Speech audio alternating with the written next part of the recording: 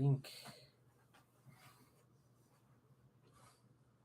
All right, I'm gonna go ahead and start sharing the link.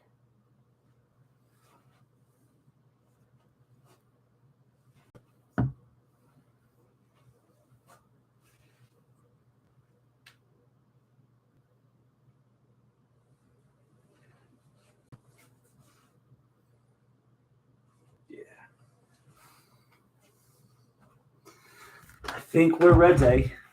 All right.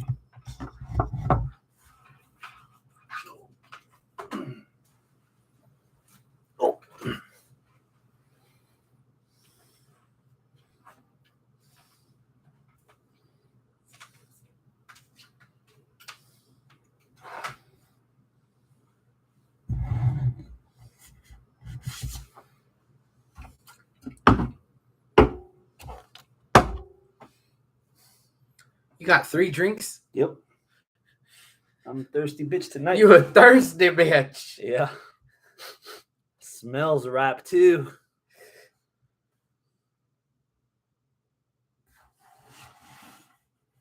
You let me know when you're ready. I'm about to be. Make us a little something real quiet.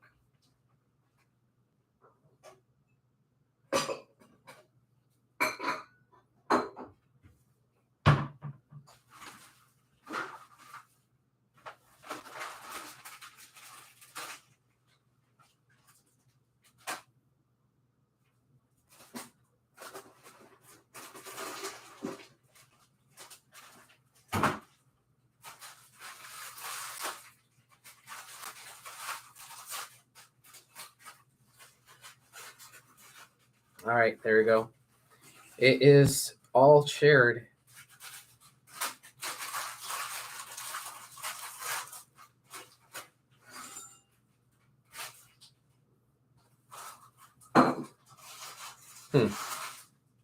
It doesn't show that we're live. It says upcoming.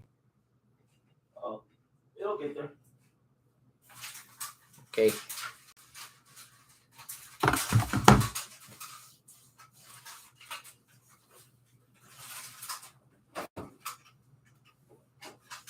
There it is.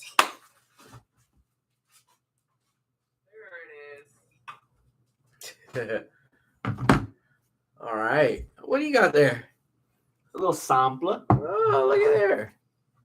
You got a little spicy shit, a little savory shit, a little sweet shit, all mixing together. Like me. Yeah. You dirty son of a bitch. That's what they all say. Yeah, that's what they all say. All I'll right. start arguing with them. I'm like, yeah, y'all probably right. Yeah. Yeah, you're right. Yeah, when you're right, you're right. You're right. When you're right, you're right. You right. I'm all right. You straight? You're gonna love these. Yeah? Yeah. Why? Why am I gonna love them? That's one of the new Girl Scout cookies. Damn. Just for you, bruv. All Well, right. for us. Well, thank you, bro. Thank Yeah. you. That being said, live from the landing strip in Houston, Texas, is the 40th edition of Houston Wrestling Radio. This is Abel. This is Chris.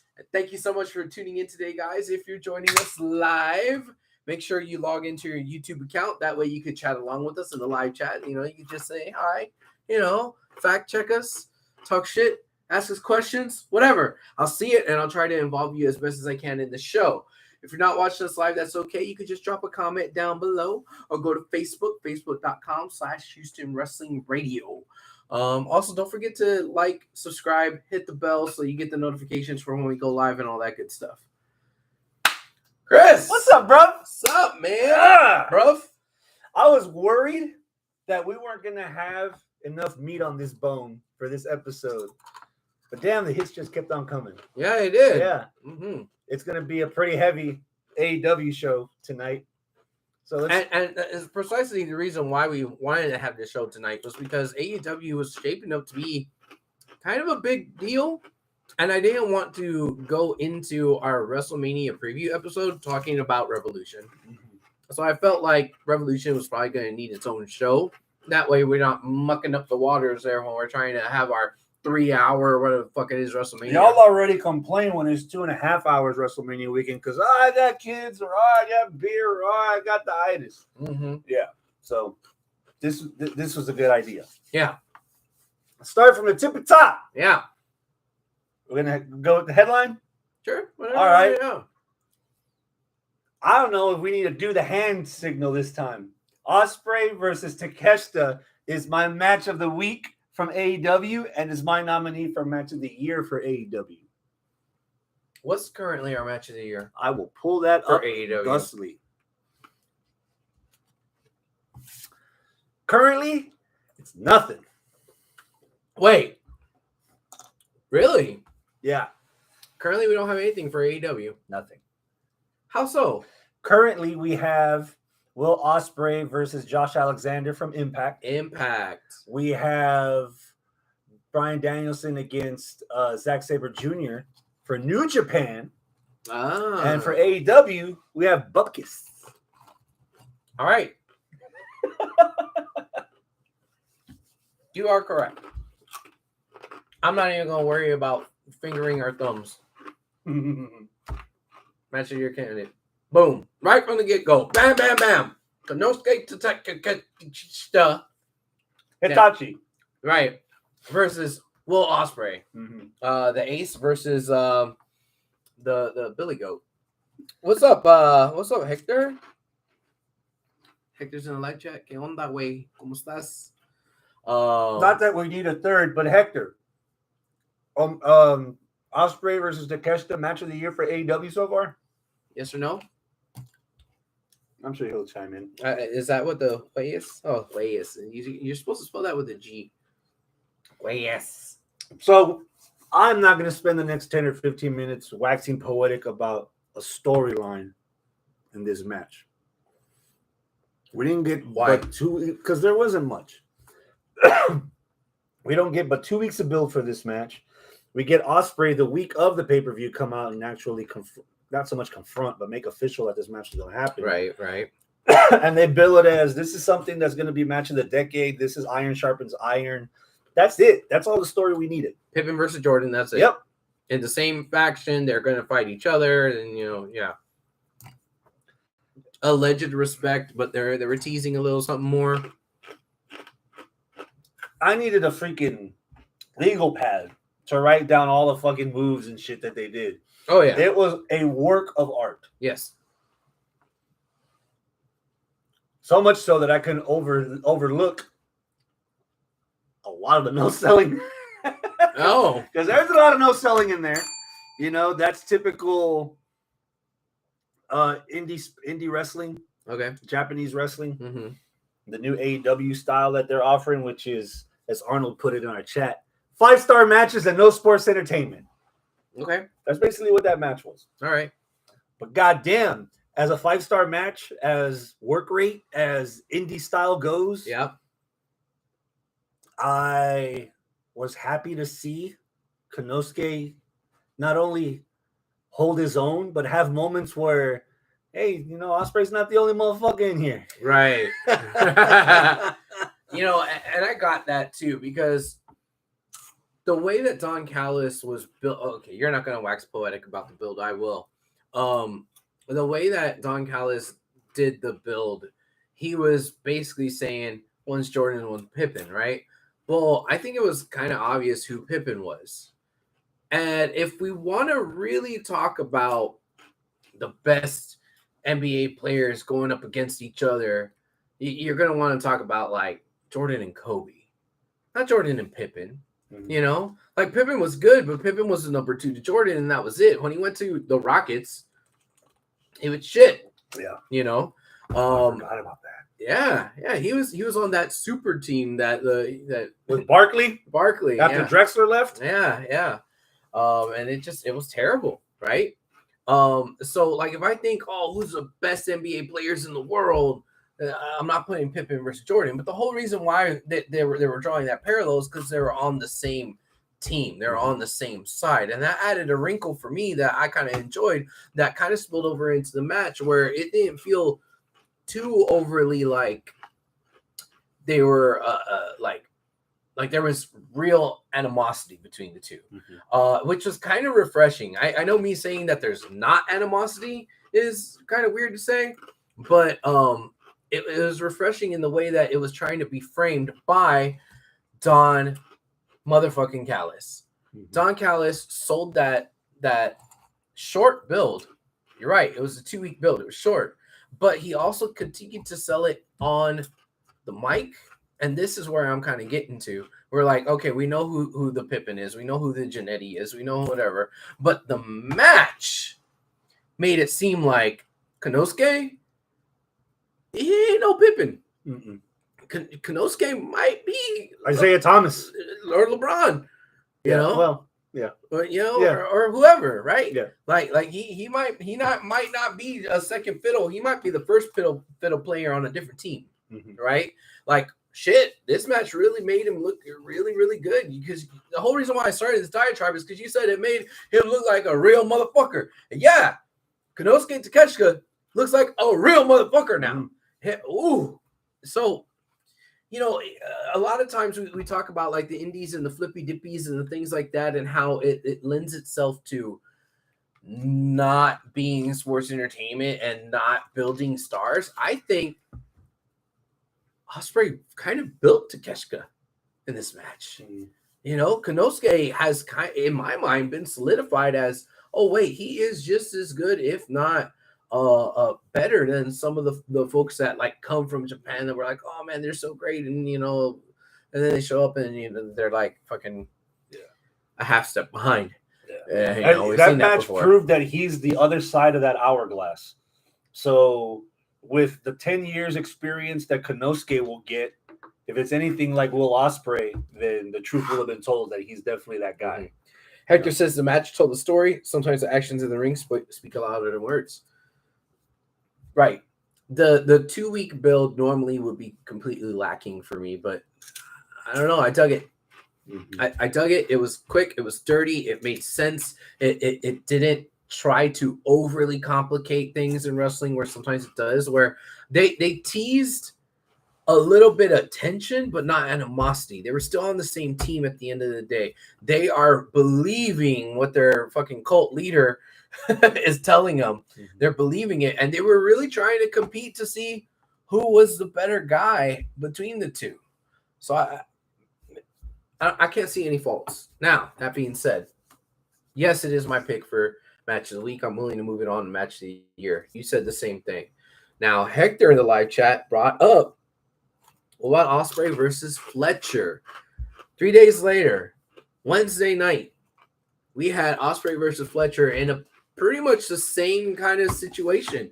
Now, I don't think this was pushed as hard by fucking Baldy. Callis. It wasn't pushed as hard by Callis. Of course, it was only, you know, just a couple of days later. But Callis was saying, hey, this is more of my guys showing off what they can do with each other. And this is why I have the best stable in wrestling, because I got guys like this, right? So the story was kind of the same, except there was another extra layer to it where Ospreay knew Fletcher from before. Ospreay doesn't just know Fletcher from the Callis family, right? So there's even more history there, and it felt like that there was the opposite of teasing animosity. It was like the opposite, where it was they were teasing holding back, especially on Fletcher's side. Fletcher was hell. The whole reason why Fletcher lost the match is because he told him, "Come on, do it, just do it." And he fucking did it. He fucking did it. But I will agree that if we want to say that this was 2 separate weeks, could we back to back have 2 match of the year candidates and one replace the other? I would say yes. Fuck no. No, you don't think that match was a match of the year quality? That's the problem that I had mentioned in the chat earlier, where you have to let these moments breathe. You have to have a lasting impression, and you can't have a lasting impression when you're having almost the same match 4 weeks in a row, or 4 out of the 7 weeks. You know, again, another issue with AEW's constants. It's just like as solid as the Revolution pay-per-view was, there was very few moments, if any, that let the story breathe because you just went right to the next thing, right to the next thing, right to the next thing. You could have had Ospreay and Takeshita. You could have had wrestling fans talk about Ospreay and Takeshita for weeks and build up the match for him and Kyle Fletcher. Oh man, Don Callis, another 2 weeks on TV is like they live together. These are best friends. This is the epitome of Ken versus Ryu. You could have built that and been like, oh man, if Ospreay and if Takeshita was good, oh dude, 2 weeks, 3 weeks, yeah. Toronto, Ospreay versus fucking Fletcher, yeah, I'm buying a ticket for that. I'm doing that. It felt too much. It felt like one thing after the other, back to back. I mentioned this before. That was definitely the appetizer, and the main course was the pay-per-view. Well, you had it backwards. Yeah. Okay. You should have had Ospreay debut a week or two against Kyle Fletcher, and then have him build up this match against Takeshita. But having it so quick, I was like, dude, I still want to talk about. I still want to relive the high of Ospreay and Takeshita, and you've already moved on to the next. Mm-hmm. And then you're gonna move on to the next again next week or something else. I'm like, well, my main point is, at what point is special no longer special if you see it every week? Same style, same match. Well, I mean, I can see what you're saying, but if I was willing to forgive the 2 week build to the match with Konosuke, is it a bridge too far to forgive a 3-day build? Did you react more to Ospreay versus Fletcher, or did you react more to Ospreay versus Takeshita? Be honest. I've seen you watch wrestling matches with me here. Yeah. I've watched matches with you at your place. Yeah. And you fucking have seizures at some of these match of the year matches that you're watching in the moment. Yeah. Did you have that with Fletcher? To the same extent. Okay, I will. Okay, to the same extent. You know what? You're right. Probably not. But I still had them. I still had the moments where like, oh shit, oh my god. You know, I still felt after the match. We talk about this a lot when we're talking about match of the year. Do you have that match of the year feeling? I had the match of the year feeling with this match. Now, I'm not saying that this feeling was stronger or better than with Konosuke, but it happened twice in a row. That's why I'm saying if we were doing our show weekly, which we have been in the last couple of weeks, but if we were doing our show weekly and one happened on 1 week and one happened on the other, I could totally see us doing a, hey, this is a match of the week, and then the following week, or match of the year, and then the following week saying, hey, this other match could replace it. Now, yes, I would still say that the Konosuke one is better than the Kyle Fletcher one, but just by a nut hair. But if that one happened first on 1 week and this one happened on the next week, I would say match A got replaced by match B a week within. Now, I know that's not the reality, so we're kind of, that debate is kind of moot, right? But I'm wanting to give this match flowers. That's what I'm trying to do here. And you can just don't give it the fucking shot.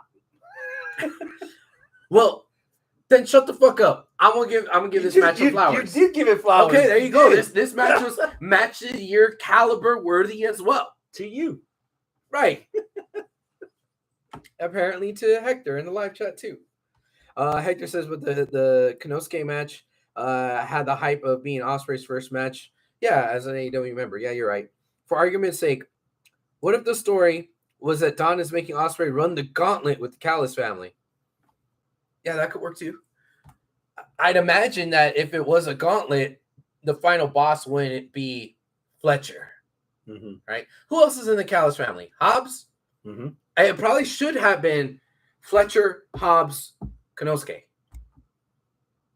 That's all that's in the family, right? Mm-hmm. So the only one that he hasn't fought yet has been Hobbs. Mm-hmm. Is he going to fight Hobbs next week? Probably. Okay. You know what?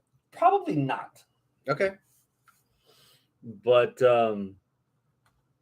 yeah, there was not a moment at all for me personally in the Fletcher match where I thought Fletcher was going to beat him. The commentary and Callis's influence made it plausible for me to be like, oh shit, Ospreay might have. Remember, this might be Ospreay's debut as an AEW contracted wrestler. This is not Will Ospreay's first time on AEW broadcasting. Right. So Will Ospreay cutting that promo on Monday is like, bruv, I didn't expect it to be like this here. Mm-hmm. With these guys that I've never faced before. I need a bruv up. Mm-hmm. Because he lost to fucking Konosuke. Mm-hmm. You know? So I would have bought Konosuke beating Ospreay.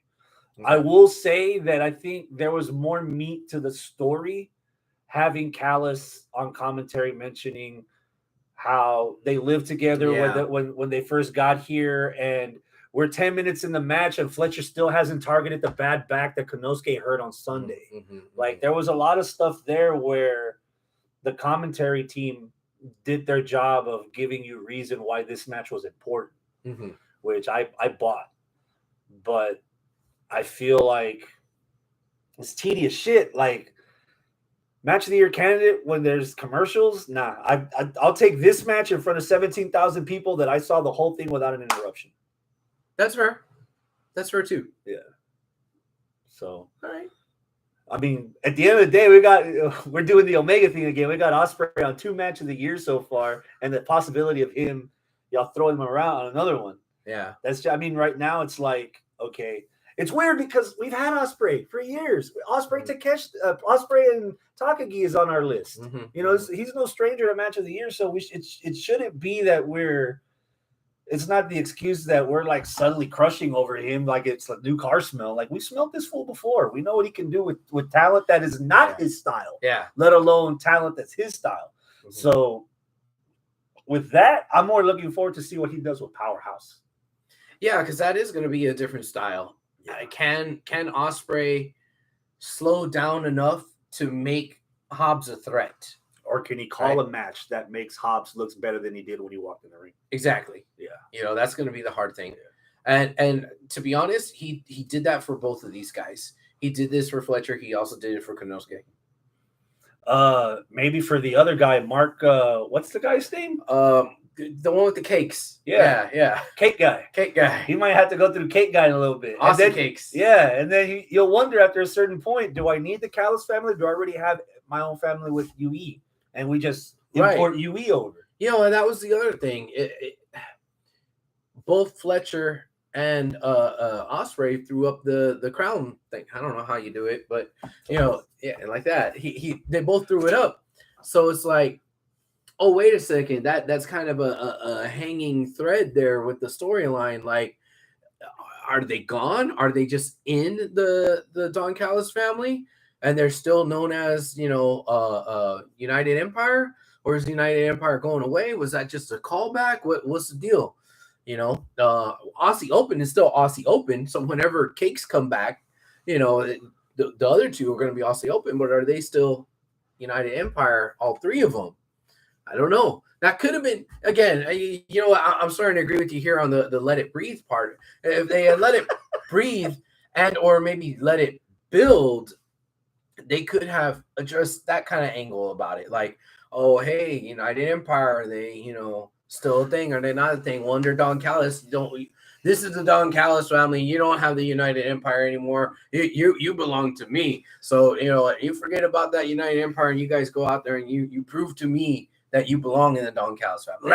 Last night could have easily been Ospreay in the ring going, man, thank you for the reception. It's good to be back in AEW. Now I'm here long term. What's next for Will Ospreay? And then out comes Callis. It's like, you know what? People are still talking about what you and Takeshita did, that I want them to talk about us some more. So what's better than someone that you had no idea who he was like is someone that you know exactly who is like. And out comes Fletcher. They shake hands. They do the hug. Next week or 2 weeks later, that's the next match in Ospreay's gauntlet. Space the shit out a little bit. Let it breathe, you know?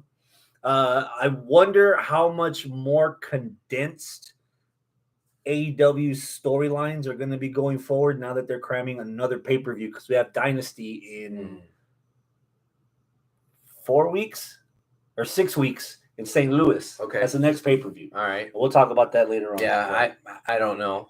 But I'm sadly expecting more of this. Of just I think we, at the expense of belaboring our 2 points of views, I totally hear what you're saying about the build, lack of build, let it breathe. It didn't breathe. I hear what you're saying.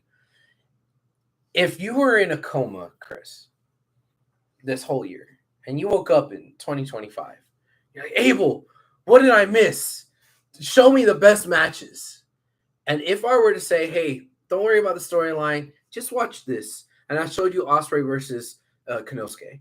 And then I was like, all right, you got a load of that. Now check out this match. And I showed you Fletcher versus Ospreay. I hope you would squeeze something in the middle and not tell me, let me give you 5 Ospreay matches. Okay, cool. Because you would show me Alexander too. That's 3 matches of Ospreay already. Granted. All right, I fucking show you, I don't know, Seth versus Miz. Whatever, right? I just show you some other match. Seth, Becky in the bedroom. Sure. Yes.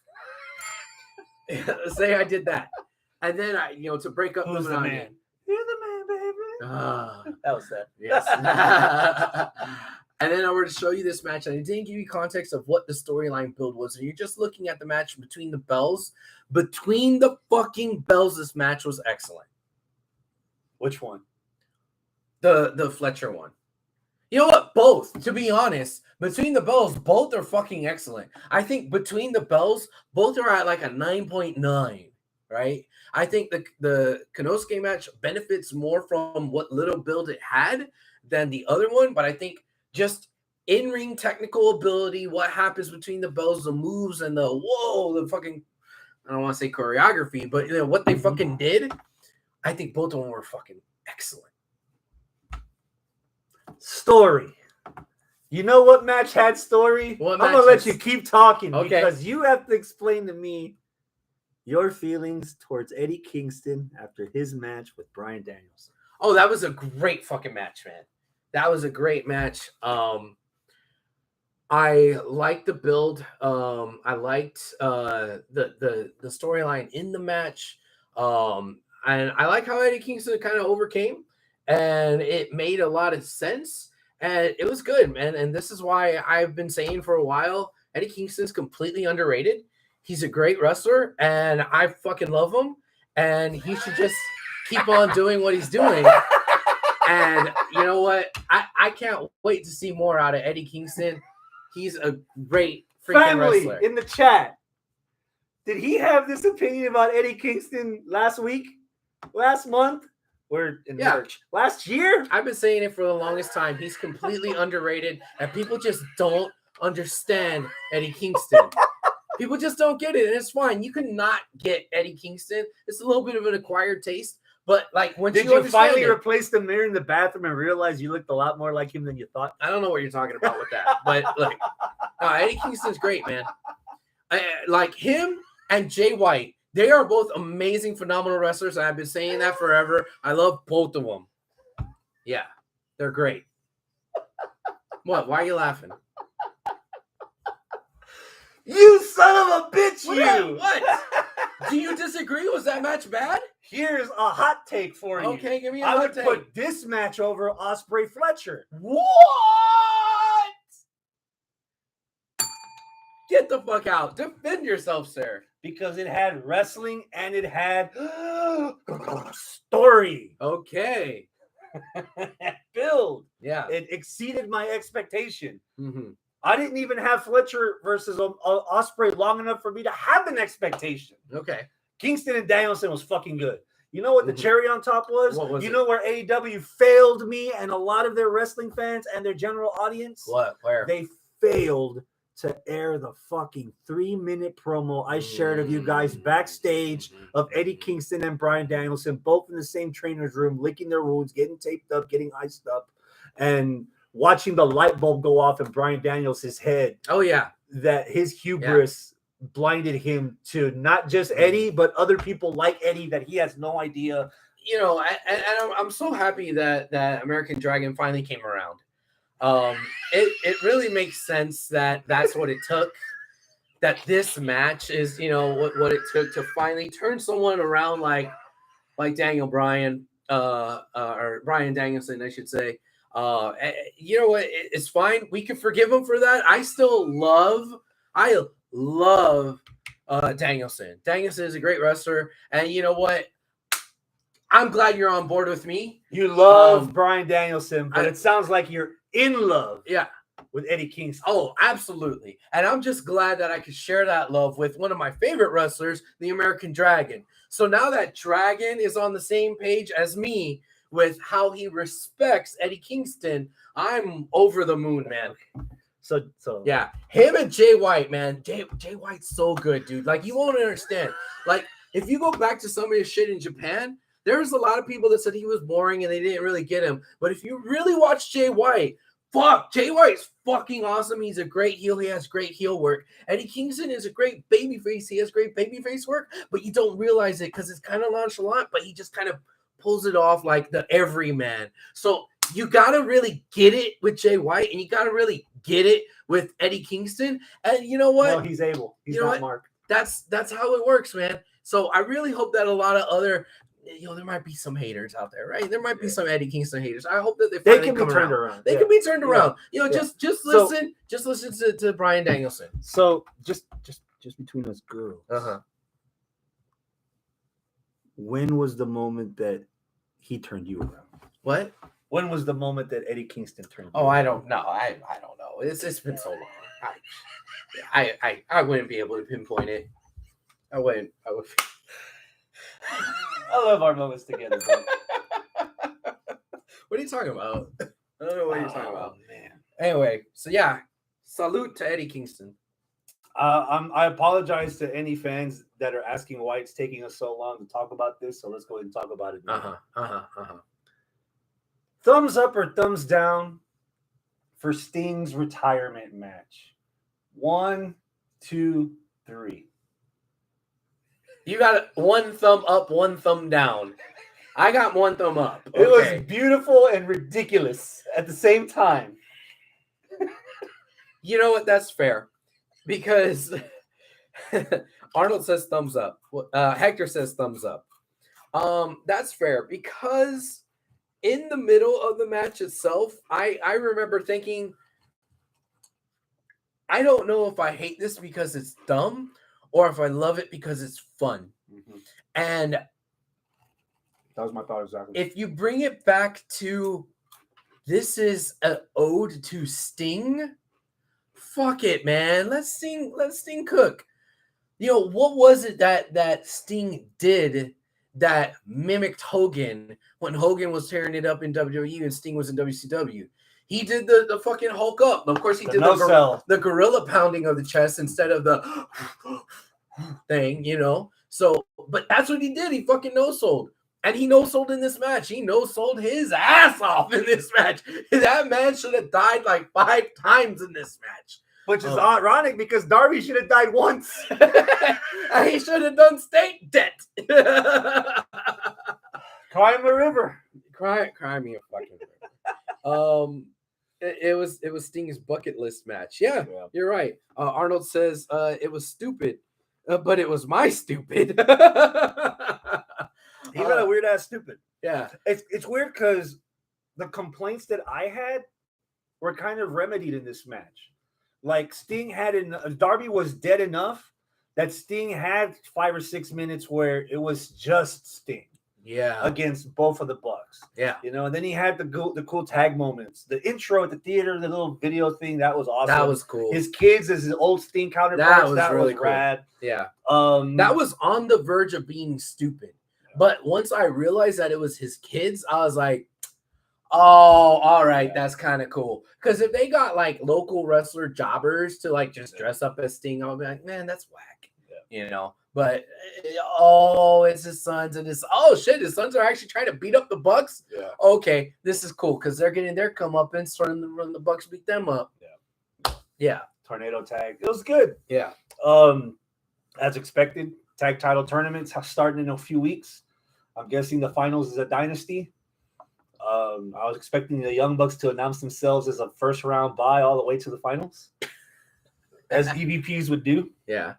But yeah, man, that was Sting. Mm-hmm. I posted up a Facebook page or a post on Facebook about this, and I said I was in the arena present for Ric Flair's last match at WrestleMania 24, and how I was disappointed after that wound up not actually being his last match. Sounds familiar. Right? And then I was in the arena for Sting's last match that wasn't supposed to be. We all thought it was when Seth Rollins injured him at Night of Champions here in Houston. But then he started wrestling again, and I was happy, right? Now, this match, I really, really hope it really is his final match. Yeah. Now, I was watching alongside with Portia at home. She couldn't get excited. Why? Because it's wrestling. And she is just there very jaded about this whole feeling of, I give it a year.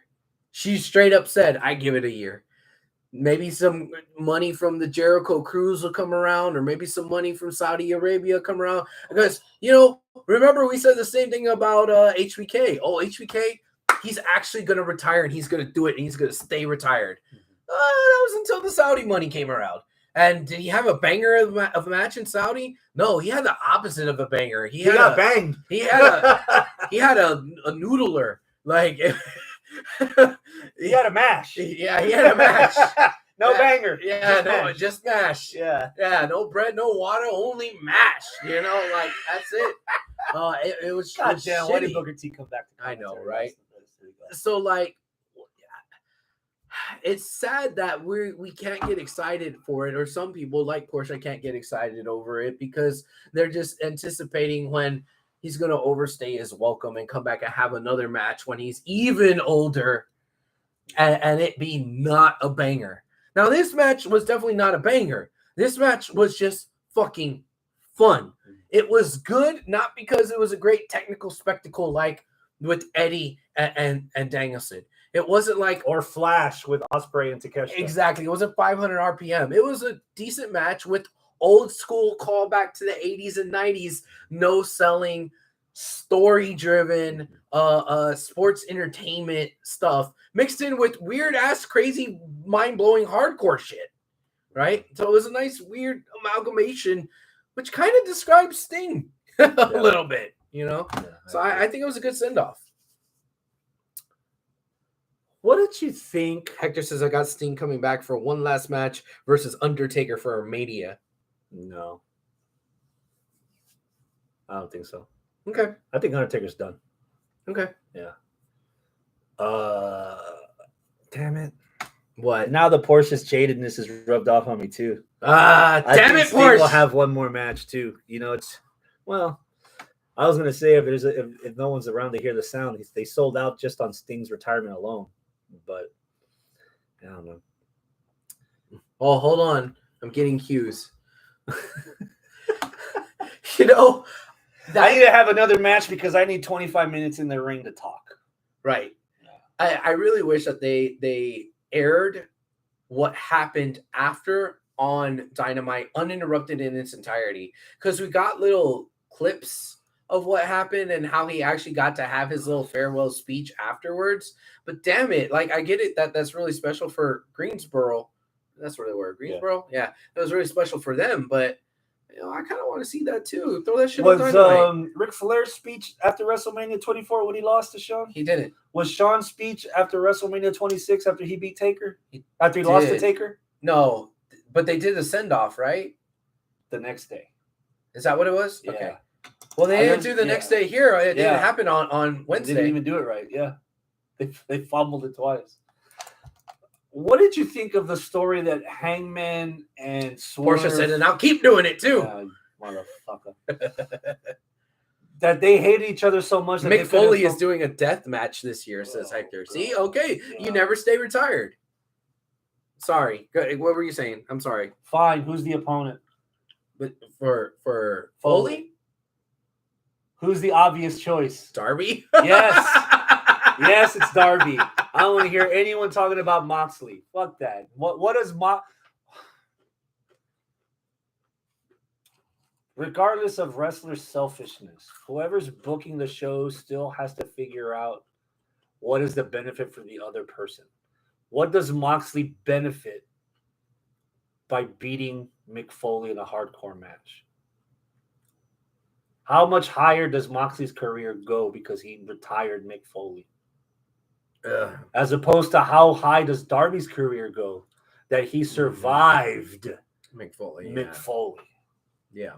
Yeah. Fuck Moxley. Darby. Yeah. Yeah. On the top of Mount Everest. I mean, that's assuming if that happens in AEW.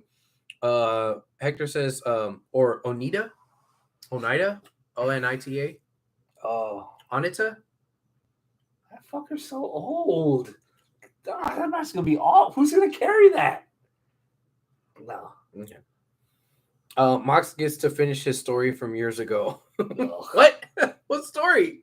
He's got a book already. Read that story. Hey, Hold on. Fuck your story. Samoa Joe retains. What'd you think of the match? I enjoyed this match too. It probably was the third best match, which is not a slight against it. This fucking pay-per-view had some really, really good matches, top to bottom. I think I get it that Joe won, and I understand why Joe won, but it should have been Swerve's time. But after Wednesday, I could kind of see that there's still more work to be done before we get there with Swerve. And that's not a slight against Swerve either. That's like, oh shit, we could squeeze more story out of this, right? We could squeeze a little bit more build and interestingness. And surprisingly, I think the story really focuses a little bit more on Hangman. How Hangman has just completely went bonkers. Again, sitting there next to Portia. Portia was just saying, why is this man the heel? Why are you booing him? Why are you cheering this man? His house got broken into. Yes, and this man did the broken into. Who? Why? Why? These are supposed to be flip-flop, but it's the mustache, and he's going fucking crazy. He's going nuts. He's losing his cool. Me lose brain? Uh-oh. Yeah. And he's beating up referees. The fuck? So if you wanted to defend Hangman and be like, no, I'm still gonna cheer for him because he was the one that was wronged, can you really defend him now that you fucking beat up all those refs?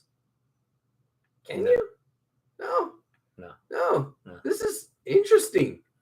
It's really interesting. And then, he got suspended by the EVPs.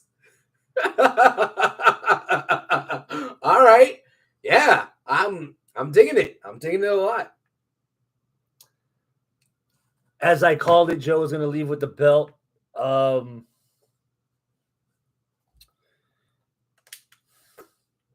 don't know if I want to see another Swerve Hangman match right now because I think I don't want to say confusing, but I could understand people that are trying to get into AEW saying exactly what you just said. Why are they cheering the guy that got broken into, and why are we cheering the dude that's the cowboy? Yeah, that's suddenly losing all his marbles. Yeah, and you're doing it even more after the promo that Swerve cut on Wednesday, where he's like, you know what? I did some fucked up shit. Maybe this is what I get for it. I'm always gonna be the bridesmaid, not the bride. That was an awesome redemption promo. Yeah, right. I knew from the moment that they stopped playing his Mogul Embassy Titantron video and changed to that comic book font for his name. It was like, they're going to start doing something with Swerve. Yeah. Would Swerve's character be the same if Nana decides to stay heel with the Embassy? And it's just Swerve by himself. Honestly, I think you might need to keep Nana a little bit because a lot, not everything, but a lot of what kind of got Swerve to where he was just how silly the Nana stuff was. right? Now, I mean, I'm not trying to take anything away from Swerve. Swerve still has done a lot to earn the respect of the fans, especially in between the bells, right? He's just fucking phenomenal. Besides swerving when he drives. Right. But it makes sense Travis that Trice overrated. He's always so straight-laced and calculated. He's not stoic. He doesn't talk if he doesn't need to. But if you want, like, the kids to get up and do something, they do it for Nana. Yeah. And not like it's a perfect pairing of like the more serious guy with the guy that's a little bit more jovial. So like you have something for everyone almost. So I think them as a set works. Now, again, later on in the night, you had the Mogul Embassy coming out and doing a bunch of heel shit, right? With the Cage and all that, you know. I'm talking about Dynamite. I'm not talking about pay-per-view anymore. And it's like, damn, Swerve's the leader of this group, and this group is still doing heel shit. How does this work? So there still needs to be some work that needs to be done to either separate them or turn the rest of the faction, which, hot take, I wouldn't mind a face Brian Cage. Brian Cage, man, he had that fucking King cosplay. If he was a fucking face and he was more over, people were, oh man, dude, that dude's badass, man. We've seen him before in fucking Lucha Underground. Oh, Weapon X. Oh yeah, he loves X-Men. And that's a badass move, you know? Like he could be very relatable as like this big, tough, swole nerd. Because he's a fucking nerd, man. So like if you let him play up the cosplay shit, oh, I wonder what he's going to come out this time, you know? Yeah. Turn him babyface. I mean, he's still wrecking fools, but not in a way where he's just using his strength like Wardlow. You might have just came up with something. What? It's no longer the machine Brian Cage. Mm-hmm. It's Brian Cage, the nerd. Oh, God. The first wrestler that comes out after Big Bang Theory on Dynamite. Brian Cage with the glasses. Like Roderick Strong's glasses. You don't need the mustache, but have the glasses. Just walk out there like, my name is Brian Cage. I have a 1,500 score, and I do this, and I You're taking it too far, bro. No. Guess what? I also have this. You're taking it too far. I don't mean like fucking nerd like Urkel. I mean nerd like you, right? How far has the machine gotten in professional wrestling? Do you see the machine, Brian Cage, reaching any more popularity than it's ever gotten right now? No. So what do? You got to change something. Yeah. Right? Maybe leaning to the Attitude Era. What was the main thing about the Attitude Era? It was wrestlers themselves turned up to 11. Right. What's Brian Cage? It's not the fucking, husband of Melissa Santos. It's not fucking Urkel. I never meant Urkel. I meant him being that guy that is in the comic books and is in that. Turn that part up. That's what I'm talking about. Yeah. You made it sound Big like Bang. What Big Bang? You see them as nerds or comic book? They're caricatures of nerds, and they don't represent nerd culture very well. Fuck Big Bang. You do it better? I think you do it better. The fuck? This is a compliment. Okay. Brian Cage is the biggest fumble from AEW, says Hector. I agree. Portia says Nana was the main person saying why we shouldn't be harassing a baby.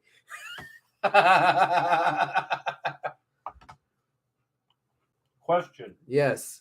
Is now the time to finally take Undisputed Kingdom seriously? Yes. Roddy won the belt from ORC. Mm-hmm. Wardlow's #1 contender. He's got his title shot next week at Big Business. Yes. Now, what say you now? Oh, unfortunately, Wardlow's not winning this. Of course.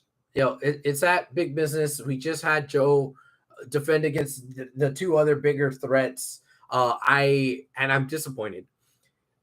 I wish that they would have saved this thing with Wardlow for either a surprise. Hey, guess what? I still have a contract thing. You know, almost treat it like a Money in the Bank. And then just do it somewhere. Or say, hey, at the next pay-per-view, I got my next, which would be Dynasty. Is that what they're calling it? Yeah, Dynasty. Not 2 weeks, right? In 2 weeks at Big Business, Joe's not losing. Yeah. Joe's not losing this. So, and I'm disappointed on that because I said it on our preview episode, and I'm going to say it again. I am okay with Joe being transitional champ. And right now, he's starting to venture out of transitional territory. So if he were to lose the belt at the next pay-per-view, I wouldn't even see him as transitional. And it's okay. He got his reward for doing what he had to do with the fucking Jack Perry and CM Punk skirmish. He helped AEW. He helped Tony Khan. He got his reward. He got some shine. He got time with the world title. And you know what? There could be another world title in his future later on down the line. But this was never the plan. So, good. Thank you, Joe. But feeding him Wardlow is going to kind of suck next week. I really wish that this turn that you have with Wardlow, with him almost seeming like he doesn't even need the Undisputed Kingdom, would have been a little bit more interesting if he had won the title on his own, cutting his own promos without the other stooges coming out when he fought Joe and be like, I never needed you guys. I had the championship. Fuck off. Right? Oh, God, that'd be so great. That'd be a great story of him winning the title, not having to have a story for rematches and shit with Joe, because the story is with him and the rest of the Undisputed Kingdom. Yeah. Would have been great. But no, he's just going to lose. Mm-hmm. These are good. What are they? Cinnamon Toast Crunch or something? I forget what the name's called on the packet back there. But Yeah. that's basically what they taste like. Yeah. Yeah. Should we start liking the BBC again? BCC again. They beat FTR in the tag match. Brian put up an effort, but lost to Eddie Kingston. But let bygones be bygones with Eddie Kingston. What are we doing with BCC right now? I don't know. I don't give a fuck. I'd rather them just break up. There's a better BCC right now. It's Cal's family. Yeah. Break them up. I don't Yeah. like. It has done absolutely diddly squat for Cesaro. If anything, it did the opposite of squat. It put him in negative territory with Cesaro. Oh, Yeah. dang. And it did almost nothing for Wheeler Yuta. And Because it was going to always happen with best friends. yeah. And Daniel Bryan doesn't need it. No. Bryan Danielson doesn't need it. I keep saying that. Danielson doesn't So need did they on Wednesday. yeah. And you know what? Mox can still be his dumbass self By himself. Mm-hmm. Not putting his stink all over Claudio, right? His stink is what's ruining Claudio. So was the match itself good? The tag team match? It was good. Yeah. You know, it wasn't the best on the card, but you know, it probably wasn't the worst match. It could have been, I don't know. It was good. It was good. But I don't give a shit about the BCC. Man, I'm going to let the hot takes continue. Hector says send the BCC on an excursion. I would have swapped out that All-Star Scramble with the women's tag that was on the pre-show. I think Statlander and Willow against House of Brooding was much more entertaining for me than the typical shit that was in that All-Star Scramble. Okay. Yeah. As soon as Jericho comes out and the song's over, it's like, oh, fuck, we got to watch him again still? Now, I will say that there was something in the All-Star Scramble that I did enjoy. The suplexes off the top rope, where everybody each did their bloop and then bloop and then bloop and then boom. No, because there's too much of a hesitation on that. It looked too choreographed. What I did like is that we kind of got a nod to what we were supposed to get with the meat match, where they all started off the bigger guys, the four at the beginning. Okay, cool. This is what we could have had. And then the four meats went out, and then we had the little bits come in, and the little bits fought each other, and that was cool. And then they picked up the pace, and then they integrated everyone else all together. I thought that was a cool juxtaposition to see what all they all could do individually. Is it kind of jumping the shark if you're technically calling the match Meat Madness, where there isn't really a stipulation other than the fact that it's big meaty men slapping meat? Can't you just advertise a triple threat between 3 guys where the fans will know, oh shit, there's a lot of beef? Yeah, but that was a tongue-in-cheek thing that it was supposed to be. Now, No, it wasn't tongue-in-cheek. They labeled that shit. That's how it was advertised on the pay-per-view. I get it. Yeah. I get it. But it would have worked if that would have been the match. Now, because of injuries and Tony Khan not knowing his own fucking roster, it got fucked up, and that's why it turned into the All-Star. If it would have been the meat match like how it was supposed to have been, I would have been okay with it. Why? Because the meat thing is a thing. It's funny. Bitch. Anything else that's worth talking about? Women's title match, Daniel Garcia not winning the belt, or was this pretty much the meat and potatoes? It's pretty much the meat and potatoes. Yeah, Danny didn't win. Okay, fine. One of the better pay-per-views after World's End, I thought, was what? World's End wasn't that great, and most of that is because you leave with the last taste in your mouth, and the last taste in your mouth was that fucking devil reveal. Oh, yeah.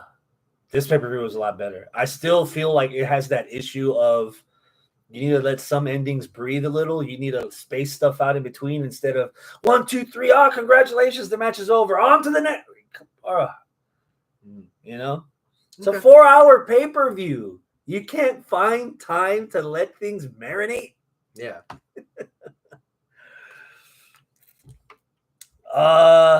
We talked about match of the week already. We talked about Ospreay and Takeshita, Kingston against Danielson, Ospreay versus Fletcher. Someone in our chat mentioned another match. Oh, yes. I had you watch before we recorded. Yes.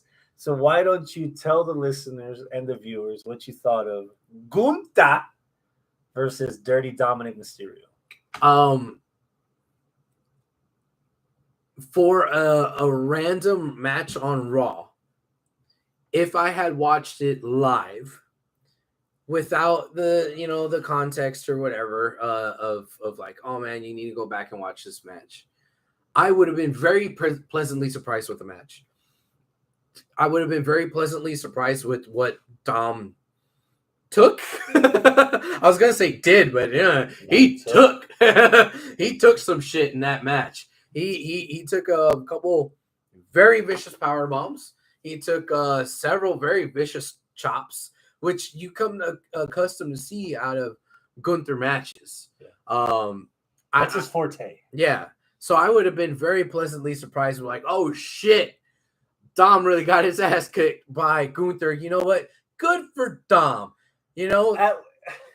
Kind of like a initiation even further into his wrestling career. How much longer or how much further in the whooping would you have gotten to Ilya Dragunov territory where you're just like, oh, that poor wetback? If I would have started seeing the red stuff, right? You would have actually felt some sympathy. I would have been like, but I was just enjoying watching him get his ass whooped. I don't feel the match was quite as long as whatever it was with Ilya or hell, even with Sheamus, right? Sheamus versus Gunther was brutal to watch, right? But Sheamus could take it, and they took it for longer. And he's got no skin pigmentation, so you could sneeze on him and you could see it all over his fucking. And you could, you could see it. But when it comes to I don't know. Yeah. When it comes to this particular match, was it a step up for Dom? Fuck yes, it was. It was definitely a step up for Dom. I think, like I was trying to say, it looked like a little bit of an initiation for Dom. Portion in the chat says, Dom asking for chicken nuggets on social media after the match was the best. There's a photo out there after the match also of Dominic right on Rhea's chest, trying to nurse his wounds. And that's the one moment where I'm like, you motherfucker, I wish I was Dominic. That being said, if this was a week where there wasn't Revolution and where Revolution top to bottom was solid, if I'd be okay with maybe calling this a match of the week, but that's it. Because ultimately it felt like it was a little bit too short. It wasn't not nearly as vicious as I've seen Gunther be. It's more vicious than I've seen Dominic endure, which makes it fun, but it wasn't the most vicious I've seen Gunther. Makes you wonder if Mommy's always on top, how much more can Dominic actually take? You know what?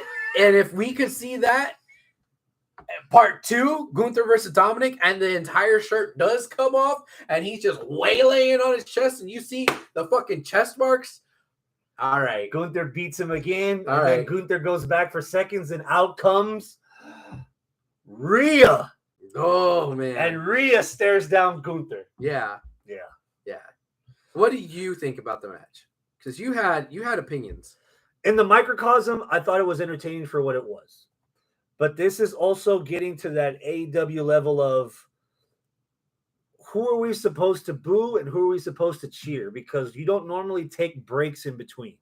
Gunther's the heel, Priest getting cheers, Finn's getting cheers because he pushed around Dominic the week before on Raw, the promo for the title. And so now I'm thinking, all right, so if this is the story that's being told on WWE television, and we have a match, a gauntlet match this Monday, right here in Houston, Texas, bang bang, to confirm a number 1 contender, you mean to tell me that we're going to get Gunther versus JD McDonough at WrestleMania? That's and more importantly, does that mean we're cheering Gunther or booing JD McDonough? You know, we're supposed to be booing Gunther because he's the evil foreigner that's been holding the belt for a long period of time and making fun of everyone shorter than him. Yeah. But now at WrestleMania season in Philadelphia, everyone's going to cheer the big burly man that chops people to death. And we're going to avoid all Funkos and all toy-related looking merchandise that's actually in the ring. Is this what we want? Is this good? Is this going to make sense to someone that was in a coma for years? Like, hey, watch this. Wait, what did I miss that Gunther became cheered and Pinocchio came to life? But then we cheer Priest, but are we going to be cheering Priest when he cashes in for an Intercontinental belt instead of a world title? Or if he cashes in on Cody. Or if he cashes in and loses to Gunther. Yeah. You know, so where's the plot here? Like, are we losing the plot with Judgment Day? Weren't they, like, at some point the most over faction? Did R-Truth ruin this? We haven't even seen R-Truth even interact with the Judgment Day since. So, like, the one thing, and I'm not trying to be an asshole here, I think the one thing that made Judgment Day interesting was the whole R-Truth shit. And now with him gone, and now everyone has different vendettas against different people, and that are making some people in the group look better than others morally wise, maybe. Yeah. It's just all that's just weird. Am I the only one? No, you're not. I mean, and this isn't a new problem with the Judgment Day. When we went to fucking Bash, Great American Bash, right? Mommy and Dirty Dom both came out. Polarizing. Yeah. We all wanted Mommy to squirt on our face and wanted fucking Dominic to go back to McDonald's and get more nuggies. Yeah. And it was weird because, like, Mommy would pose, and then, like, you know, the other one would pose a boo. And at some point, we just stopped booing Dominic, and he was the one wrestling, and we kept cheering for Rhea, who was walking around the ring. Cheering for Mommy. Like, what the hell? It was weird. Gunther, the not Nazi. Also, a portion says that's a Nazi that I do not see. Yeah, I do not see. No. You mean Regeneration X? What? All right. Yeah. Okay. So, but between the belts, were you not sports? Fun. You were not sports entertained. The part of the argument in our chat was the reason that's a match of the week candidate for me had nothing to do with it being 5 stars. That was nowhere near a fucking 5-star match. Oh yeah, I agree. It wasn't either. Yeah. So when the comment was, "Oh no, you want 5-star matches and no sports entertainment," I was like, "Nah, hold on a minute, playa. We've lived in a world where we've had both." Yeah. And Triple H had NXT Black and Gold for a while, which was a bit of everything. It was. And somehow it all floated. Yeah. You know? the story and the selling and everything is what made that match. Oh yeah. One thing when I was watching the match that I made a mental note of, I should say this on the show later, which I'm just remembering now. You said the selling. I think Dom did a really good job of going like this all throughout the match. He got chopped early in the match, and I mean, I say early and I emphasize that the match wasn't all that long, but he got chopped in like the first half of the match. And he was still like towards the last half of the match, he was climbing the rope to get onto the turnbuckle, and he was, and the commentator was putting it over too. Yeah, he was still selling that, which is something that a lot of new style wrestlers, a lot of the super indie wrestlers get criticized for. They don't know how to sell anymore. They don't know how to prolong selling. And that's something Dom did in this match. And kudos to Dom for continuing to sell throughout the duration of the match. Something that happened at the beginning of the match was the chop to make it seem important. And it's funny you mentioned that now, because the first time I saw it back and the second time I saw it with you, there was a couple of spots where Dom was doing stuff off the ropes, like off the top rope and drop kicks and stuff. And I'm like, man, either he's doing a lot more ground and pound now that he's with the Judgment Day, that it looks like his springboard stuff needs some work.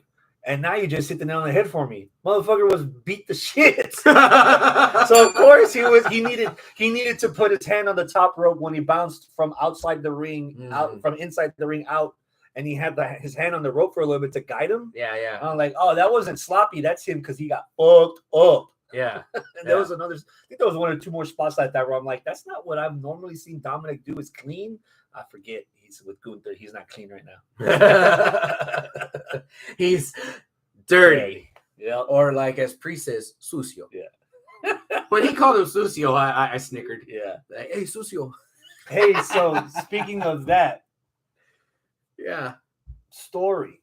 What are you thinking about the backstage clip I also showed you for the context of the Judgment Day that night on Raw, where they're in the training room looking over Dominic and in comes Andrade to check on him? Yeah, I don't know, man.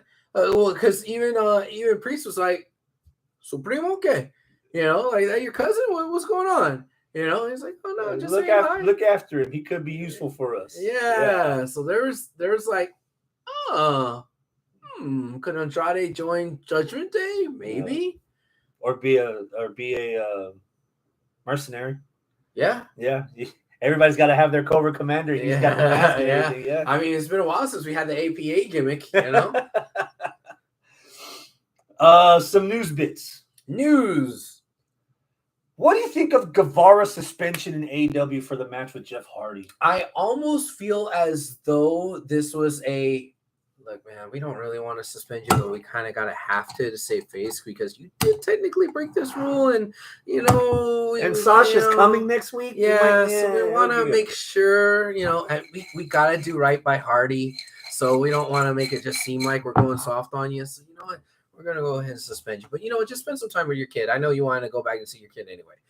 That's what I think that was. I don't know. I'm not backstage. Portia brought up a nice point. Hasn't he been suspended like a couple of times already? How many suspensions does it take to get fired? Is he going to be gone soon? I don't know. Let's rewind a little bit. Okay. So from the news, it seems that Hardy was concussed during the match, not at the finish. Right.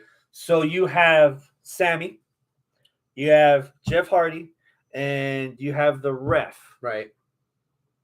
If the ref is not making sure that Hardy's okay, it's on the ref. If the ref is checking if Hardy's okay, and Hardy says, "I'm fine, I could work through it," they're talking spots while they're on top of the ladder. The match is still going on after it's been confirmed Hardy's not. He doesn't have both hands behind the wheel right now. If Hardy's the one saying, "We're going to do this. Let's finish this," instead of going home, they keep going. Shouldn't that be on Hardy and not Sammy?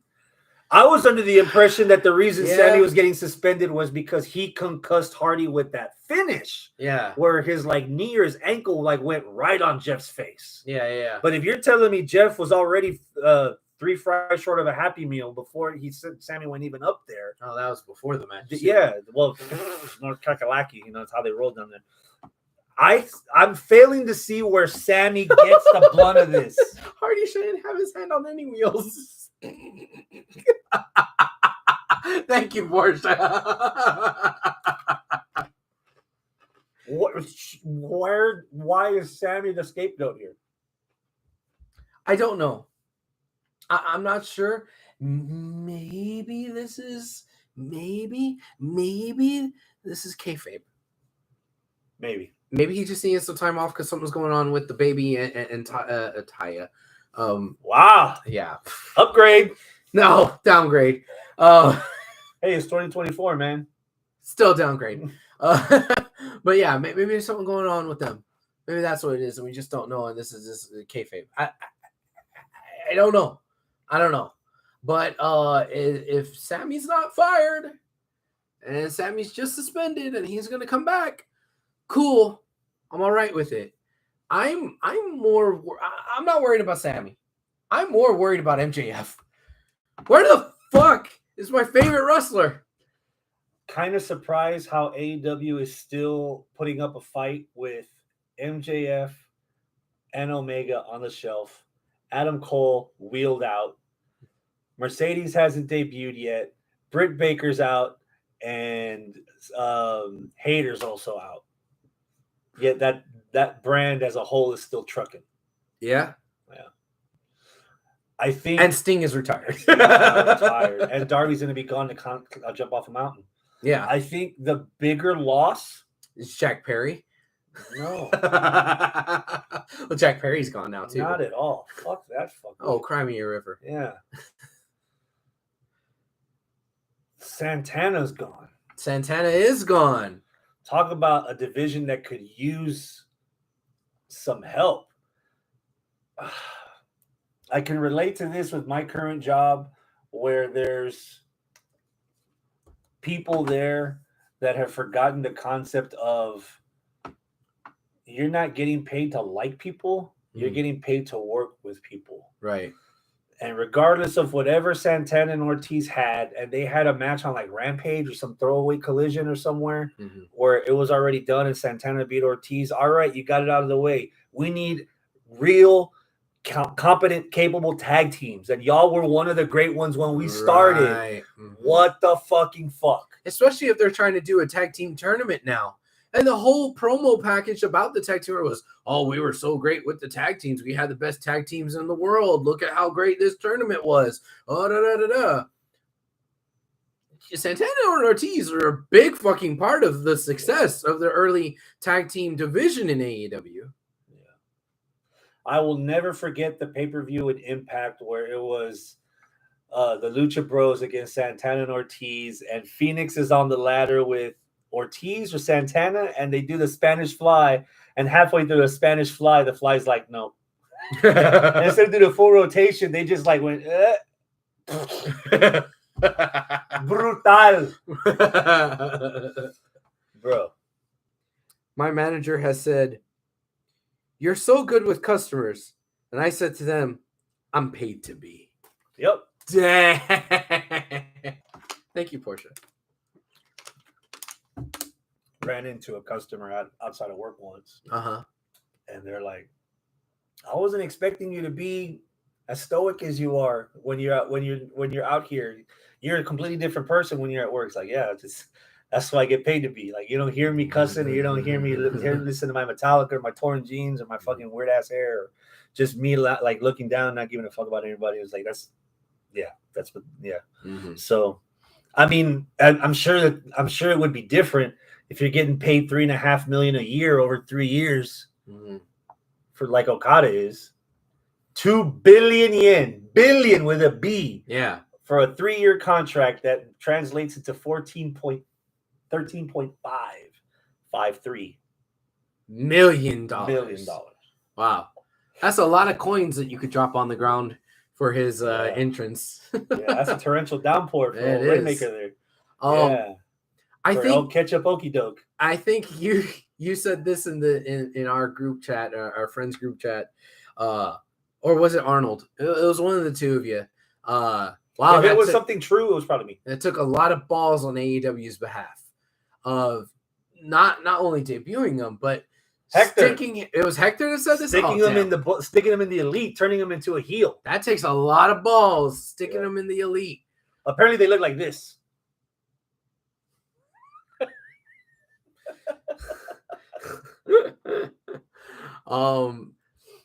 Yeah, man. I kind of tend to agree because it's so easy to just debut Okada as, hey, look at this, guy from Japan that's really great, and he's a legend, and we're just gonna, that's it, and it's gonna be harder for him to get over as a face to an audience that's not aware of him if he cannot cut a promo.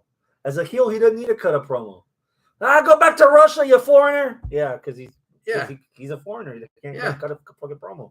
He can try. He's done it before, but this is gonna be a fresh territory for him. Yeah. So, and sticking him into this group here, it makes sense because of the money stuff. Mm-hmm. Oh, he's like the Rainmaker. He's always had the rich guy gimmick. Well, the rich guy gimmick with the EVPs, and the EVPs are like doing the fucking bullshit handshakes with them. Like, oh god, it's great. It works. This was, of course, after they fired Kenny Omega for missing dates. Yeah, fired him from the elite and then suspended Hangman. So like now the elite is just the Bucks and Okada. What? And then you know what that means? Whenever Kenny Omega actually comes back, now Kenny Omega has built-in beef with Okada. Great. Now we got Okada versus Omega again. Part 5. Jesus Christ. Okay. I think the better tease was Ospreay and Danielson to end the show last night. Yes. Yeah. This was one of their better put together dynamites. It said a lot for a jaded fan to be like, fuck that shit, Porsche. But this kind of felt like a new era after the revolution of, the old timers finally gone. Yeah. We gave him his flowers. They're black and white with a little red. They're gone. Yeah. And now we have this next era of Dynamite. Yeah. And I mean, you still have old timers in there like Jericho and Christian and Edge. But Jericho didn't win. Christian's on top of his fucking game. And Edge isn't that far behind. And now he's still having this really red hot program with Christian that I don't think he's lost any steam. Yeah, just come back, attacking Christian, picking up where he left off. Fuck yeah, I want to see it. I quit match in 2 weeks. That's gonna be cool. Another example of what the fuck are we doing here? Jay White lost me. Oh, hold on, I'm sorry. Hector says I see Monet being part of the group too of the elite. So Rainmaker, Monet, and then the Bucks in the elite. What do you think of that? Does that tickle your pickle? Does it let it down? Hung low? Give me words, man. I understand it's 2024. You're trying to be inclusive. You really want to do that? Add Julia to the group. Why Julia? She ain't rich. She's a poor. Well, she'll be rich when she comes over to AEW. I think. Oh, you mean Julia? Julia. I thought you meant Julia Hart. No, I was like, what the fuck are you talking about, Julia? Oh, Julia with a G. I still need convincing with Sasha, bro. Bruv. I don't know, man. I don't know. I need convincing. Well, I don't want to sound like an asshole, but I'm going to be having a shit-eating grin if they dedicate the last segment of next week's Dynamite to Sasha's debut or Mercedes Monet's debut, and it's the lowest rated segment of the show. Damn, hater. And I'll be like, yeah. Haterade. Yeah. The professional haters. Because already wrestling fans are like, yeah, Sasha's taking the belt from fucking what's-her-face in the next pay-per-view in 4 weeks. Mm-hmm. It's like, no. Well, did you catch what happened with Professor? She was out there cutting her promo, and she said she's the final boss. She's the final boss? But now you have Mercedes Monet showing up, the boss in Boston. I think she's going to have something to say about that. I think that's going to be the first feud. I hope so. Yeah. I for sure don't think that Chris Mercedes sounding like an asshole. The shock. Yeah. No, not that shock. Not that shock. Oh, and Hector says Giulia is WWE bound. Yeah. I think Tony Khan is in a position where he could see himself falling off the ledge or being pushed off the edge if there happens to be more opportunities that could be given to talent that have been there for a long time, just passed down to people that come from other organizations. Mm-hmm. You know, if Okada takes the belt from fucking Kingston in his first match, if Mercedes Moné turns out to take the belt from Tony Storm in her first match, when you've got other people in a ranking system that they're just touting again, and oh, by the way, we have this ranking system, but it doesn't count for the people that are coming in. It's just you're going to start rubbing a lot of your roster the wrong way if you let that continue to happen. And the other side of the coin is crystal clear. Is like, I had y'all. Look where we're at. But that's why you have guys like Orange, right? Yeah. You just slap a international title on Orange for another, I don't know, 9 months. They're like, see, that's the number I was thinking. We push our homegrown guys. Yeah. Well, oh no, or you could slap a tag team title on Orange. With Apple? No, with Trent. Because the Kentucky Gentleman is not cleared. Good. So the best friends is really going to be Orange and Trent. You don't like Chuck Taylor, do you? He's a little milquetoast. I get it. Yeah. So my balling on a budget plan for WrestleMania just went down the fucking shitter. Why is that? Night 1. Mm-hmm. Are you ready to go 2-on-2 with the Bloodline?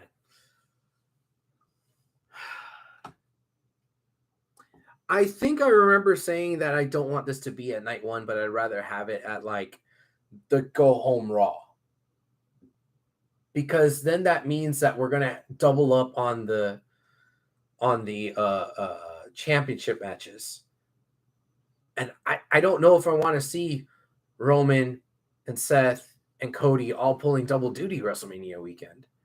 Not because I don't want to see them wrestle, but because I don't want to see them risk fucking injury, right?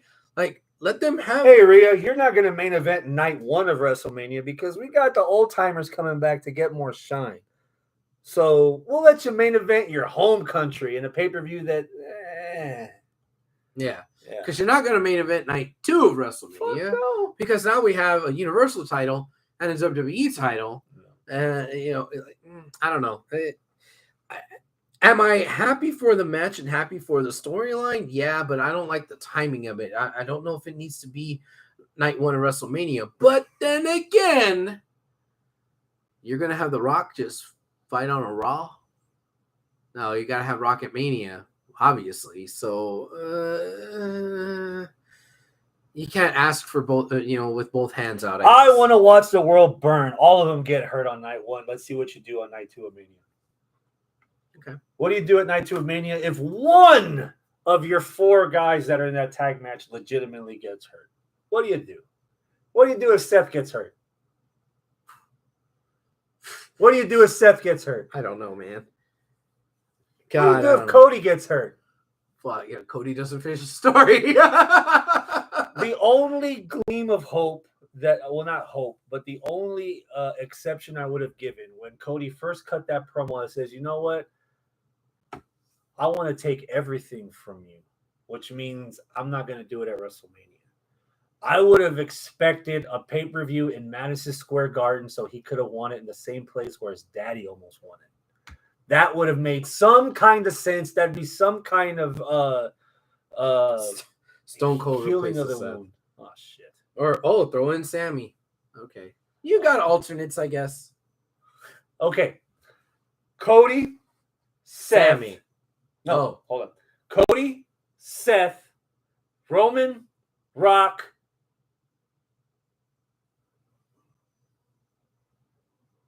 Where's Sammy? Sammy's not that far down, man. Like, is he this far up? no. Thank you. But he could be as an alternate in a pinch. Jay? Yeah, as an alternate in a pinch. Yeah. Because we're not talking about dream booking and how it should be done. You're talking about what happens when one of these motherfuckers gets injured and somebody needs to be replaced, right? The replacement, your second string quarterback is never going to be as good as your first string, right? Mm-hmm. They're not going to be complete dog shit either. So yeah, what if they are? Huh? Well, then now you're talking about the Houston Texans. All right. No, we're talking about the Dallas Cowboys. That's the only reason you extend Dak's contract. Okay. It's going to be Jay versus Jimmy. Yeah. Jay versus Jimmy. Oh, but Jay could pull double duty. I mean, if Cody is and Seth is. Why not Jay? Why not Jay? Yeah. That big business. We already answered one of the questions. You think Serena Deeb, former WWE talent, is going to interrupt the debuting Mercedes Moné? Oh no, former WWE talent. No. It's the other way around. Serena Deeb has an open challenge. You have Mercedes wrestle the first night? I guess she's going to answer the open challenge of Serena Deeb because she's out there calling herself the final boss, and she's having an open challenge in Boston. Who else is going to answer that? Mercedes loses. And Mercedes loses.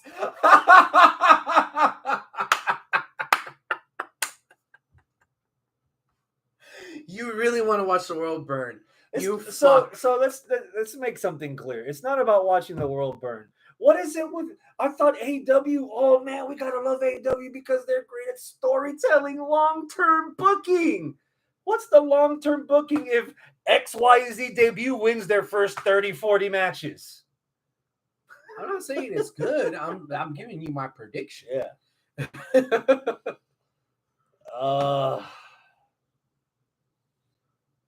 You know what? I want to be throwing a curveball. Okay. I want Mercedes to be the one to beat Julia Hart. Let's make that TNT. Let's make that host title mean something again. Weren't you just complaining about her coming in and just winning? You want her to just come in and just take a title from a homegrown talent? Hypocrite. Fickle.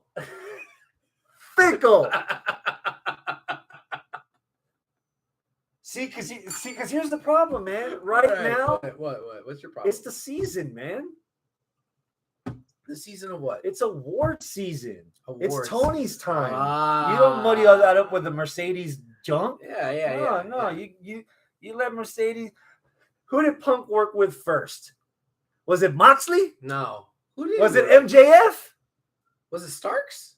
It was Darby Allin. It was Darby. Oh, okay. A homegrown talent. Yeah. So what's wrong with Mercedes going one-on-one with Julia Hart? Nothing There wrong we with go. I would like to see. This is gonna sound weird. I would like to see the female equivalent to the Undertaker and how women would react to it. Like, how are the girls like if a girl's cutting a promo and mid promo the lights go out and it's Julia flanked with the rest of the House of Black behind her. How are the women going to react to that? They've done a pretty decent storyline, I'd say, with like the whole spinning of the mist. One of them overcame the power, the other one fell to the dark side, and the both of them are running shop somewhat, Sky Blue looking even sexier. Mercedes. It's like, wait, what the fuck? I didn't know the Undertaker was here. And Okay. Darby Allin versus Jay White. Jay White is such an underrated wrestler. I have always. Oh, we're doing this again? Always been such a fan of Jay White. You got one over. Okay. So I'll let that joke slide. Again, what the fuck is up with AEW where they can't make up their mind on who's a face and who's a heel? The first half. Yeah. The first half of that Jay White promo. Was he a member of the Bang Bang Scissor Gang or was he an asshole from New Japan? Yes. Exactly. That was a weird ass promo. I think Weird. I think Jay White is really trying to straddle the line there for the benefit of planting the seeds between the Acclaimed and the Bullet Club Gold to split up soon. Those seeds have already been planted with Max Caster because Max Caster keeps fucking up his raps because he gets interrupted or distracted or what have you. And then Jay started making up, see, it's not that hard, you know, and then I think that might be what's going on. I'm curious to know what Darby whispered into Jay's ear. Me Because too. Jay turned around to the Guns and was like, motherfucker did my thing to me? He said something along those lines. I think Darby in itself saved that fucking promo because it was nosediving with figuring out what direction Jay White was going in. We just cheered them coming down the ramp. We just cheered him when he started talking. Now we're booing him because he doesn't like Sting like we all like Sting? Wait a minute. He's talking trash about what? Darby, man, he hit him with a good 1-2. Number one with the promo, and number two of the evolution of what the next version of Darby Allin is. If he's gonna be the torch bearer, the bat bearer, and carry that around, there's been several Sting promos in WCW and in TNA where he would hold that bat under that motherfucker's chin if they were trying to get out, they weren't acting right and shut him, put him back in check. And the way Darby was doing, I was like, yeah, he totally got that from Sting. Yeah, it fits him. It works. It does. Yeah. It does. His face paint even looked a little bit like black snow raining over him. You didn't realize what his face paint was? No. Bro, it was shattered glass. It was white with little cracks. It was shattered fucking glass, dude. Nice. Yeah. I'm ready. I'm on paper, just in the ring. I'm at a 9 for this match next week. Really? Yeah. All right. Yeah. Let's see. White, I mean, Allen pretty much pushed me on the corner of when's the last time Jay White had a singles match? Show me what the fuck you got. Yeah. Let's go. Question. Who wins? That's a little bit harder to predict because one, we all know Darby's going to go climb Mount Everest. So do you lose just to, get out? Or do you go out on top the same way how Sting just went out on top? Please don't forget me. I'm going to win my last match. I'm going to go climb Everest. Adios. Go fuck yourself, San Diego. Or like I'm leaving on top. The next place you can see me is on top of Mount Everest, right? Or is it just like, all right, you're injured, you're out. And then next thing we know, like 2 weeks later, we see Facebook posts of him on Everest or whatever. How long is this 20-minute draw? White's pissed at the draw and writes Darby Allin out storyline-wise by beating the shit out of him. How long is he going to be gone with the Everest thing? 6 weeks, 6 to 8 weeks. 6 to 8 weeks? All right. Yeah. For all intents and purposes, I'm going to say I got Jay White winning. Further the plot between the Acclaimed and Bang Bang. I think Darby wins. All right. I'm good either way. I'm good either way either too. 3 of the finishes, yeah. Yeah. Hector says, side note, have y'all noticed that all 4 of the pillars of AEW are MIA? Yeah. 5 if you count Britt. There needs to be some fucking work done. Because if Jack was one of the pillars, he ain't going to be there anymore. He's not a pillar anymore. He's not even in AEW anymore. All right. Since the big business recap went by pretty quick. Last question. He better bring his own poop bag to Everest. Everest is just covered in shit and dead bodies. Yeah. And like half of them are Sherpas. Yeah. And like gear, mountain climbing gear. Yeah. I'll give you guys time, so I'm going to tell y'all first. Who are your 4 pillars in AEW right now? Oh. I'll start. All right. Takeshita. I can't count Ospreay as a pillar if he's already been in wrestling at least 10 years, if he's been popular in wrestling more than 5 years. I wouldn't say he is. Pillars is Future and Ospreay Future and Okada. And kind of homegrown. Konosuke is kind of homegrown, like he really cut his teeth there. His highest claim to fame right now is AEW. Is AEW. Yes, AEW. So I would say Takeshita. I have not lost any stock, let alone enough stock for me to worry about Ricky Starks. So right now I've got Take and Ricky. This one's so obvious. I can't believe you didn't say it. Don't say Orange. Please don't say Orange fucking Cassidy. Ugh. Especially now that he lost the Intercontinental or international title. And there was a hint of depression. Not regular depression, but like an actual sad depression in the promo package they did. There might be some interesting stuff going on between him and the rest of the best friends going into this tag tournament. Due to the qualifications, I'll let it go. Okay. All right. So we have Starks, Takeshita, Cassidy. Who's the fourth? If you ask me not today, but maybe next week or the week after, I think I could get away with this. Pac. Oh, fuck no. No? No. He's coming back. You saw No. the promo. My fourth pillar. All right. Damn, just fuck Pac. Fuck Pac. All right. Just like that. All right. My fourth pillar is so obvious. I'm surprised you hadn't mentioned it All right, yet. say it then. Statlander. Oh, Statlander. I thought you were going to say Wardlow. I'm near the point that you've already fucked Wardlow beyond recognition.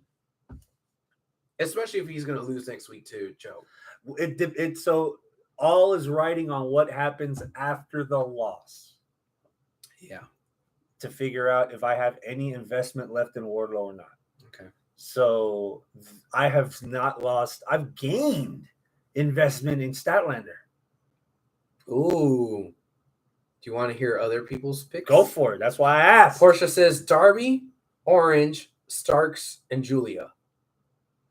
Oh, I forgot about Darby.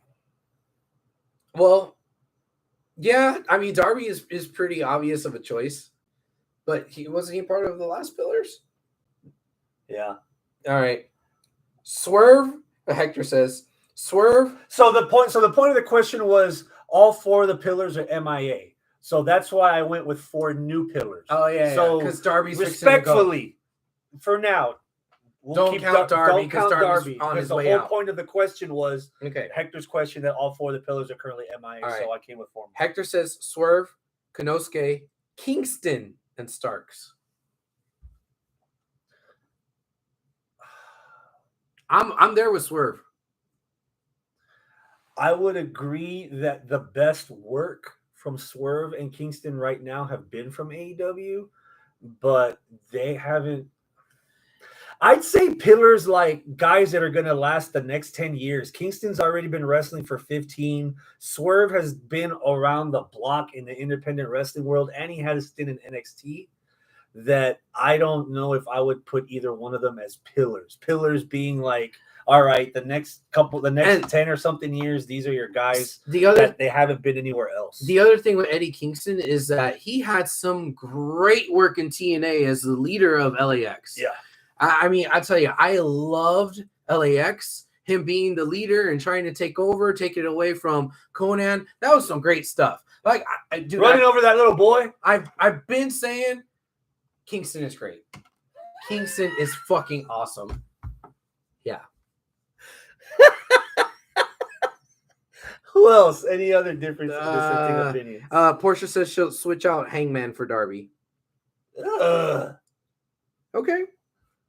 Again, the premise was the initial four are gone. Who are the replacements? Tony Khan snapped his finger and the pillars disappeared. Where are the new pillars? Yeah. Yeah. I'm confident with the four I picked. Okay, cool. Yeah.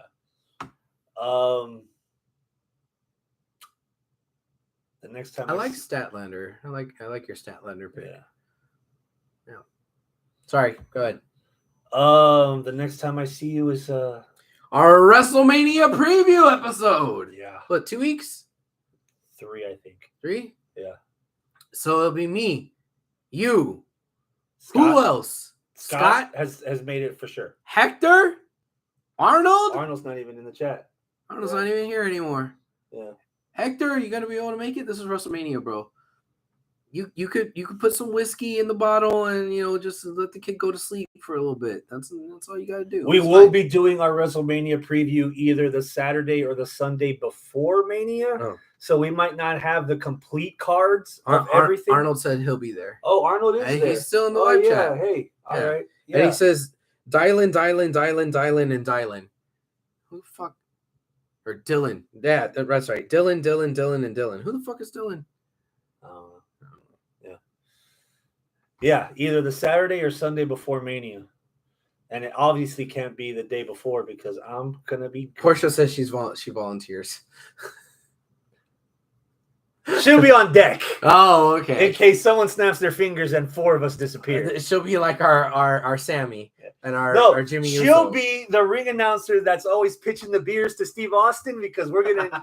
Yeah. That was a timekeeper. Yeah, that too. Yeah. I'll make sure that there's a 316 edition Broken Skull IPA for her on the side also. Oh, Arnold says, who was the match of the week?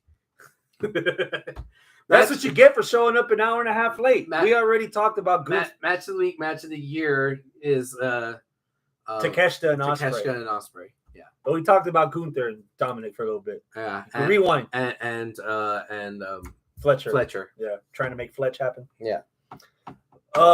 In between now and Mania weekend, are you going to be working anywhere? Yes, I am going to be working on the 16th of this month, March the 16th, at Riot Wrestling, which is going to be over at Riot Wrestling Federation, which is over in Santa Fe, Texas, Santa Fe Fire Department, where UPW used to be. So out of the ashes of UPW came Riot Wrestling Federation. So they're calling this the first one. It's really the first one in the actual lineage of this federation because the Alphas and beta testing the other shows, charity shows. Yeah, the charity show, which was the Santa Slam, that was the test. This is an actual show, not a charity show. So come on out, Santa Fe, Texas, at the Santa Fe Fire Department. The first one, Riot Wrestling Revolution, the 16th, Saturday the 16th. Nice. Yes, I'll be doing commentary. Who's your partner? Anthony Macaluso. Got you. Yeah. All right. That's it. Adios, my friends. Keep it classy. Yeah, bro.